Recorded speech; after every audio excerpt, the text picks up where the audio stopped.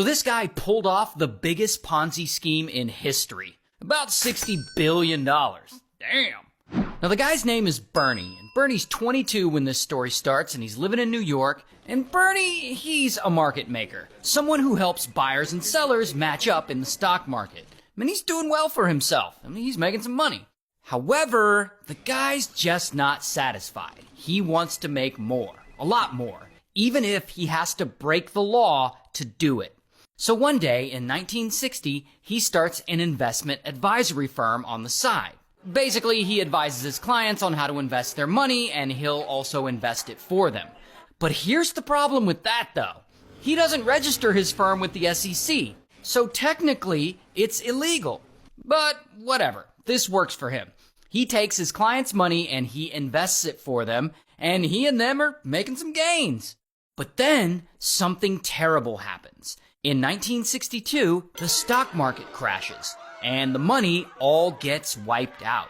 And Bernie, he doesn't know what to do. He doesn't want to ruin his reputation, so he decides to not tell his clients that he lost all their money. And instead, he low-key borrows money to cover the losses. And I guess the clients see that he didn't lose any of their money, and they're like, holy shit, the market crashed and Bernie didn't lose my money. So now they trust him even more, and they give him even more money to invest for them. So he keeps going. But here's the important thing you need to know about Bernie. He's actually running two different businesses parallel to one another. A legitimate business and a shady business. And so anyway, about a decade passes, and it's now the 1970s. And early computers are starting to take off, and Bernie, who's actually a pretty smart guy, he becomes one of the first people to use computers for trading, which makes his work faster and brings in tons more money. And so his legitimate business keeps growing.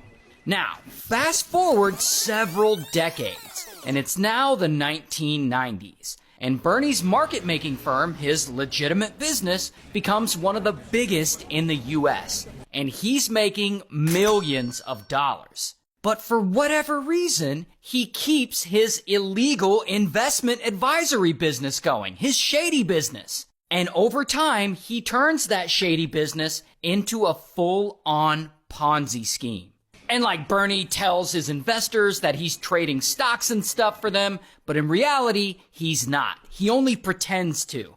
Instead, each month, he goes through the newspapers, picks out the best stocks that did the best, and he generates fake transactions that show that he bought them just before they went up. That way, it seems like he's always buying winners. And investors see all this money being made, and they're like, fucking sweet! And they tell their friends and families how good Bernie is at investing their money, and soon a ton of people are lining up to invest with Bernie. Not just ultra-wealthy people, but universities, nonprofit organizations, and several pension funds holding the life savings of thousands of retirees. They start investing their money with him. So now, Bernie's managing billions of dollars. And with this much money pouring in, he's able to offer average returns of up to 15%, which is great. Now, normally, these kinds of returns would raise red flags among the investors, like, damn, how are we making this much money? Well, this can't possibly be legal. But since they're all making huge returns, I guess they don't look too closely at how Bernie might be doing it. I guess they just don't want to ruin a good thing. But here's where the story gets crazy. It's now the year 2000, and a lot of people think Bernie is a financial genius. But not everyone is fooled. Specifically, this guy. His name's Harry. And Harry, he's a financial analyst, and to him, Bernie's numbers just don't add up. It all seems very suspicious. So he files a complaint with the SEC telling them that Bernie's gains are mathematically impossible. However, the SEC doesn't take action. And a year goes by, and it's now 2001. And a finance magazine called Barron's publishes an article questioning how Bernie is able to pull off such high, steady returns. Now, this article actually does catch the SEC's attention because it mentions Bernie's shady business, not his legitimate one. And remember, this shady business isn't registered, so it's not supposed to exist. So the SEC starts looking into him.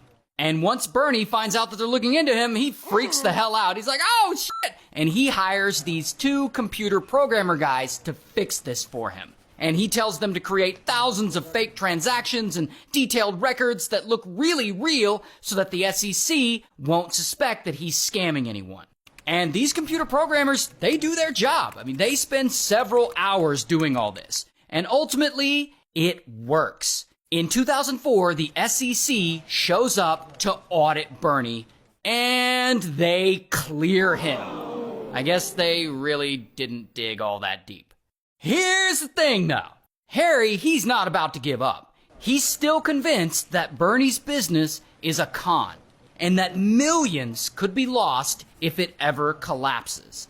So he keeps hitting up the SEC multiple times. He sends them detailed information, he sends them mathematical proof that Bernie's returns just can't be real, and that the only explanation for returns like these is that Bernie's running the largest Ponzi scheme in the world. But, unfortunately, yet again, the SEC just doesn't seem to take him as seriously as they should. Although, over the next 2 years, the SEC does audit Bernie 5 different times, and somehow he passes every single time. I think he's showing them fraudulent documents, and they just aren't digging all that deep. Now, of course, while all this is going on, Bernie's been making a ton of money from this. So he's out here living the life. He's got 4 houses, including a Manhattan penthouse. He's got 3 yachts. He also pays his staff, the ones who are helping him run his Ponzi scheme. He pays them huge salaries, and they also spend it on nice cars and houses and shit. And so it looks like Bernie and his team are just unstoppable, and they're gonna keep going, and they'll never ever be caught. Until a few more years pass, and it's now 2007, 2008, and something crazy happens. Boom! The global financial crisis hits.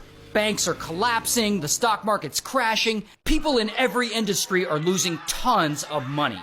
But somehow, Bernie's firm is still reporting steady gains, about 1% every month. Regardless, Bernie's investors are nervous. Like, what if his firm takes a hit next? So, even though their accounts look fine, they start hitting him up and demanding to withdraw their money. Here's the problem with that, though. On paper, Bernie's Ponzi scheme has billions of dollars, but in reality, there's only about 300 million left in his bank.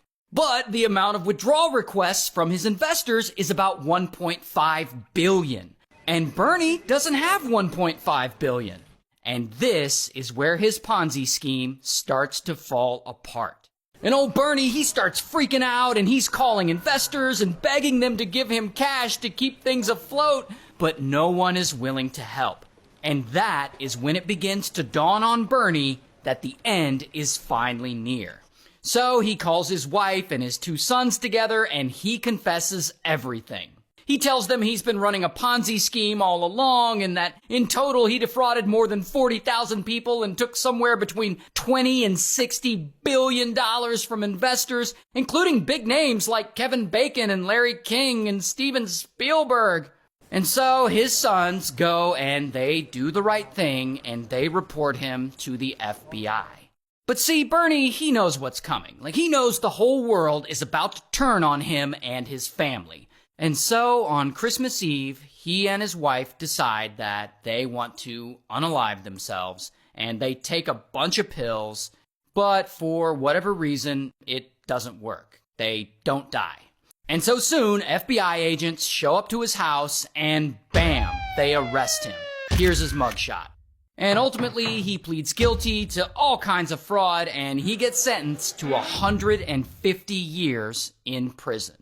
And in 2021, Bernie dies in prison of natural causes.